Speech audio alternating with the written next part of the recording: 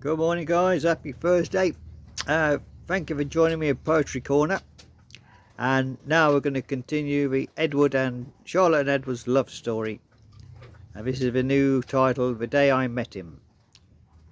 And this is chapter 2, An Invitation to Walk, a continuation of chapter 1. So let's read on, guys, and see how they're getting on.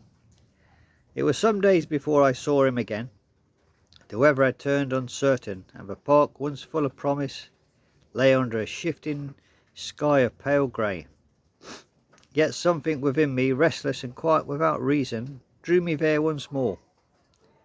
I told myself it was only for the air and exercise, but the heart is not so easily deceived. When I reached the lake, he was there. This time he did not stand alone, but in the company of a small spaniel that bounded through the grass with unrestrained delight. The sight disarmed me. There's something about those who are kind to animals that hints at the gentleness of their souls. He greeted me as if our meeting was not by chance but a continuation. "Miss Harcourt," he said, with a half-brow that was more warmth than ceremony. "You have brought the fair weather with you." I was beginning to think spring had forgotten us entirely. "I might say the same," I replied, unable to keep from smiling. "Though I suspect your companion deserves more credit for luring the sun than I." He laughed softly. "Then we must both be grateful to him. He insists on these morning walks, whether I am inclined or not."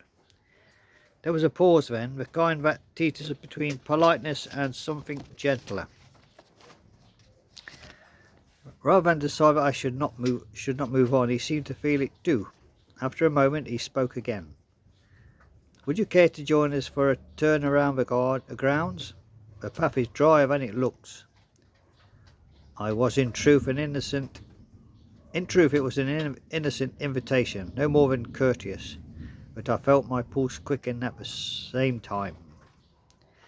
I accepted, of course, though I affected my calm at best. As we began our walk, he spoke easily of the season, the town, and the small affairs of daily life.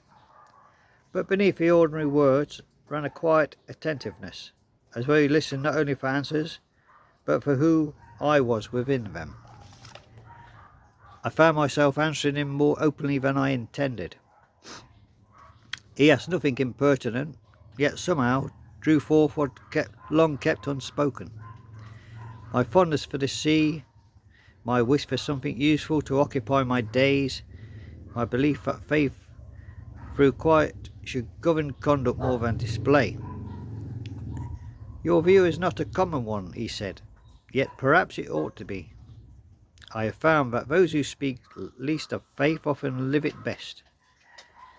The simplicity of the remark touched me. I could only smile in response, for I felt that he had seen something in me I scarcely named myself. When we reached the far end of the park, a gentle rain began. Not a storm, but a soft mist that blurred the edges of the world. He offered his arm, and though propriety urged me to decline, I could not bring myself to refuse. We walked back in silence, our steps slow and unhurried. The world seemed to narrow to the sound of our tread upon the damp path. The light presses of his arm, the nearness of his presence beside me. When we reached the gate, he bowed again. Nothing more, nothing less. Yet as I returned home, I knew that a small, irrevocable change had taken place. The world looked the same as it had this morning, but within me something had begun to move quite steadily and quietly, like the first turning of a tide. So there we go, guys. The romance is developing. Join me for chapter 3 Friday morning. Chapter 3 next, The Whispers of the Town, where the growing closeness of Charlotte and Edward begins to draw attention and speculation from those around them. But tonight, guys, we're off to Topsy Tickle Town for chapter 47. The day the moon forgot to go home. So we'll see tonight. We'll go to Topsy Tickle Town tonight to see why the moon forgot to go home. And then tomorrow morning we'll see how Charlotte and Edward's love story is progressing. So that'll be chapter 3. Chapter 3 tomorrow, the day I met him. But tonight it's Topsy Tickletown. The day the moon forgot to go home. So join me for that, guys. And enjoy the rest of your day, guys. Thursday. Tomorrow's the last day of the month. We thank God for bringing us through another month.